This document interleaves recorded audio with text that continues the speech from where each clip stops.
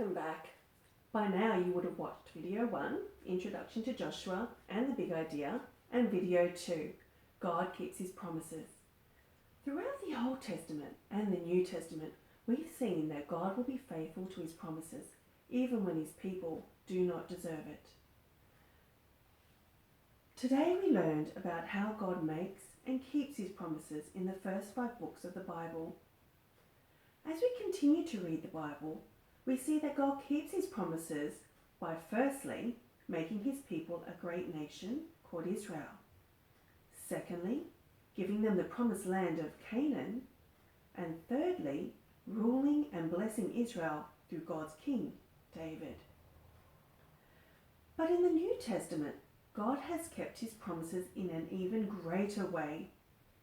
God keeps His promises to bless the whole world through Abraham's family.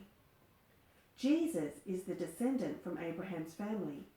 He is part of Abraham's family, and He brings blessing to the whole world. Jesus is a blessing to the whole world because He saved us from being punished for our sin. Jesus died on the cross to take the punishment for our sins so we could be forgiven.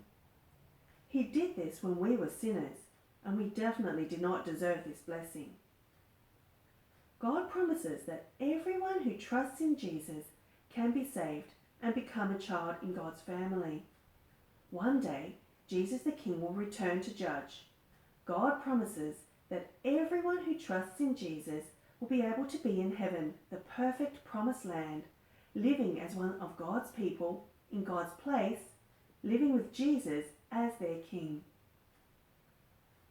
God promises that everyone who trusts in Jesus will be able to be in heaven, the perfect promised land, living as one of God's people in God's place, living with Jesus as their King.